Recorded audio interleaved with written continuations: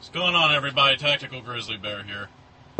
I've been thinking a lot lately about Connecticut and about this ultimatum that the governor has issued out. Register your weapons or face confiscation. I'm trying to think of a way to stop that, because you're not going to get the numbers that you want, Governor. You're not going to get those numbers. So it's either you're going to go through with this or you're bluffing. And I hope to God that you're bluffing. I hope it's some political tactic to scare people into registering their weapons. But even so, you're only going to get a certain percentage of that. And with only 15% at the most of Connecticut citizens who have registered their weapons, you can only hope to get maybe another 5 with the scare tactic, maybe 10. Whatever it may be is going to be a hell of a lot less than 50% of the numbers that you guys have come up with. So, can we take that chance? Can the people of Connecticut take the chance that he's bluffing? I don't think so. We got to do something, and we got to do it now, because there's not much time. If he's not bluffing and he goes through with this, it's going to start a war. There will be bloodshed. There's no sugarcoating that at all.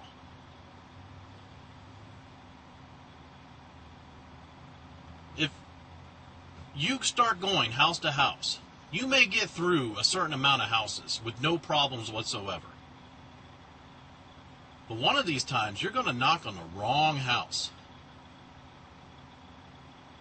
One of these times, you're going to kick down the door to the wrong house. And you're going to be met with force. You will have effectively started a war with the American people, your own people. So to the governor of Connecticut, I urge you to rethink your position on confiscation. If you are truly serious about confiscating weapons, I urge you to change your views on that. Because you will be directly responsible for forcing American citizens up against a wall. Forcing these American citizens to defend themselves and their rights. To the law enforcement officers and the military personnel who will undoubtedly be called upon to enforce this, I ask you to look at the reason why you became a law enforcement officer or why you joined the military. Did you join to serve and protect the citizens of America? Or did you join to punish and enslave them? Did you take an oath to protect and defend the Constitution of the United States of America against all enemies, foreign and domestic? Do you really, deep down inside, believe that regular gun owners are the enemy? If you go house to house, kicking down doors, throwing in flashbangs, dragging people out of their houses, that's Gestapo Nazi tactics right there. You really believe that these people are the enemy? These people who believe in freedom, they're the enemy. And just remember one thing. At some point, law enforcement officers and military personnel have to go back to the civilian sector. Are you going to be able to do that, knowing that you yourself were responsible for disarming American citizens and effectively disarming yourself? Because once you turn in that issued firearm, and you go back to the civilian sector after confiscating firearms, you will be just as defenseless as these people. And the government isn't going to help you out when you become civilianized again.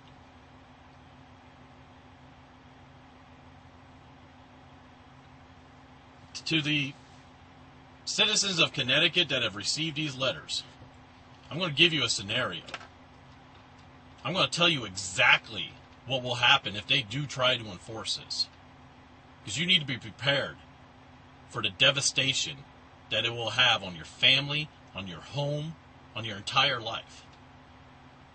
When I was in the Marine Corps, I did exactly this. I did this in a couple different countries, Kosovo, Iraq.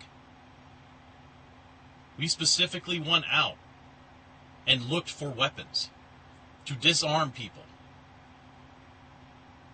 We did it over there in a wartime situation.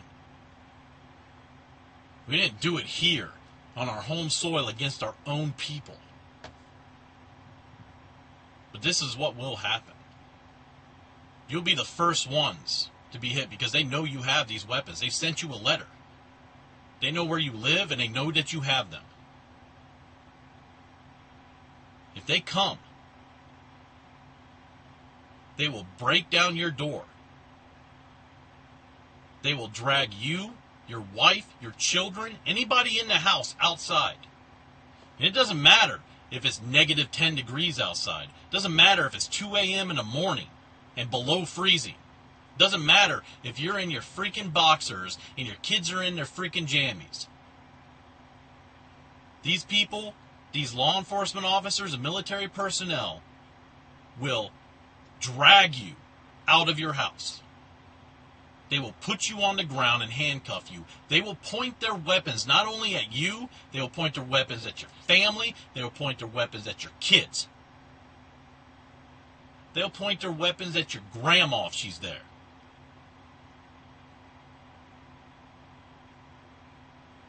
And then the devastation starts. After they clear the house of all occupants, they will destroy your house. And I'm not talking about, okay, they'll freaking, freaking pull something out of your refrigerator, look at it, and put it back.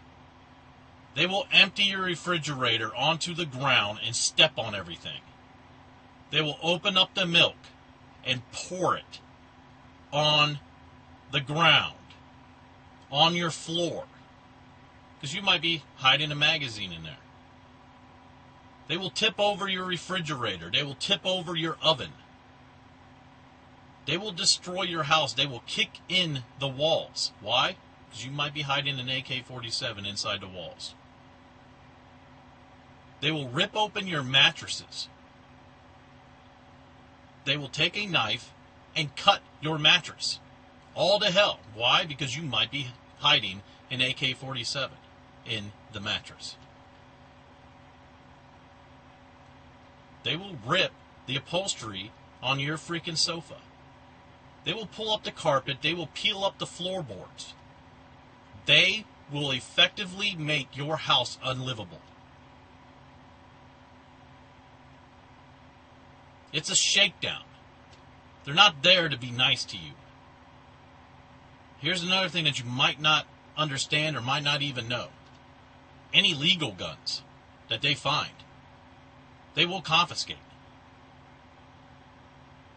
Because as soon as they knock on your door, as soon as they come to your house and on your property, they're charging you with a felony. They believe that you're a criminal. They will take these weapons, they will put them in evidence bags, and they will put them into an evidence locker. And there they will sit for years. And believe me, try to get them back. By the time that you go through all the legal ramifications to get those weapons back, they will have magically disappeared. They would have been destroyed. This is what they will do. This is what will happen.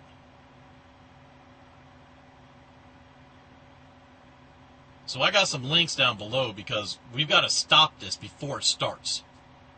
We have to stop this before it starts. I don't know if the governor of Connecticut has even thought about the consequences of doing this. But this is America. This isn't communist China. This isn't Russia.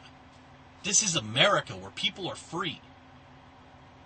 Where it is written that we can have firearms. And when our government starts acting like Nazis, you're going to be met with force. You're going to get through a couple houses, all right? But then the word's going to spread like wildfire. And eventually you're going to knock on the wrong door. You're going to break down the wrong door. And you're going to be met with force. Because you're effectively forcing the citizens of the United States to protect themselves. And to protect their rights.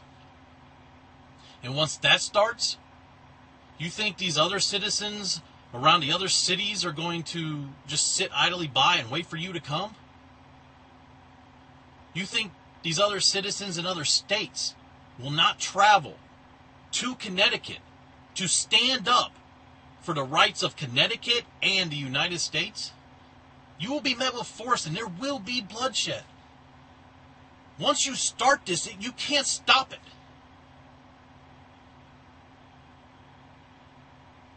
This will effectively start a war. Because if we do just sit idly by and let it happen, if this confiscation is a success in Connecticut, the rest of the states will follow. And we, as American citizens, will effectively be defenseless against our own government. And we will be effectively defenseless against criminals. Because guess what? You disarm all the Americans, all the law-abiding citizens of the United States of America, and criminals are still going to be able to get firearms. And criminals are going to have a heyday. They will run this country. Oh, wait, they already do. I got some links down below. The links are straight to the governor of Connecticut's office. You can find in the corner there, you can find a telephone number, and you can email them. Tell him. Tell him that he will effectively start a war that he will not be able to control. Also have a link down to the National Guard. You can email them too, of Connecticut, the Connecticut National Guard. Email them. Tell them that if orders come down, to deny those orders for confiscation. Because if they don't, and they carry through, there will be bloodshed and people will die.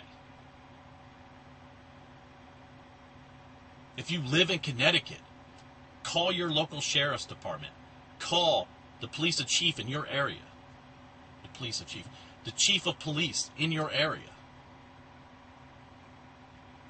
Tell them that if orders come down to go house to house to confiscate weapons, that they might want to steer clear. Because again, you may get through a few houses, but once the word spreads that you're doing this, the people will not stand for this. And you will be met with force. And by the time you get to a certain town, that entire town is going to be against you. The law enforcement officials, the military personnel, and the governor of freaking Connecticut. They will be armed. And they will be ready to fight for their rights. This is just the way that I see it. If you agree with me, please start the emails. Because I don't know if this governor has even thought about these consequences. You can't do this to American people. You can't do this to people who are free.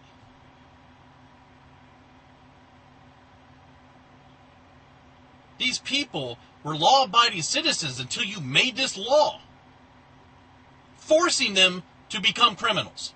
You force these people into the criminal lifestyle. We've already tried this back in the 1920s, in the Prohibition. That law instantly made thousands upon thousands of people instant criminals. And the government tried to enforce it. And there were lives lost. And the government found out that it was unenforceable. And they had to repeal that amendment to the Constitution of Prohibition because it was not an enforceable law. And it is not a good deal for the American people. Because effectively, you've made innocent people criminals and innocent people died. And that is exactly what will happen in Connecticut if you go through with this. I hope it's a bluff, I really do. But the fact of the matter is I don't think you could take that chance, Connecticut. Start these emails and tell them. And don't sugarcoat it. Don't sit there and just say, well, I'm against what you said about confiscation. I think it's a really bad idea. No. Tell them, you're an idiot. You're going to start a war and people will die. The American people are not going to stand for being disarmed. It is the reason why we have our freedom. It is the reason for the First Amendment, the Second Amendment, the Third Amendment, the Fourth Amendment, the Fifth Amendment. It is the reason for all the amendments. It is the fact that we can defend it. We can defend the Constitution with force.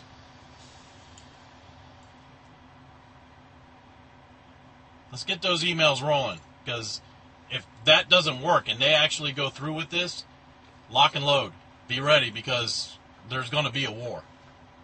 I don't want anybody to die, but the fact of the matter is that when they effectively force you into a wall, you have to protect yourself. You have to protect your rights. Because if we don't, we will all be slaves. We will be effectively disarmed. And we will have no rights.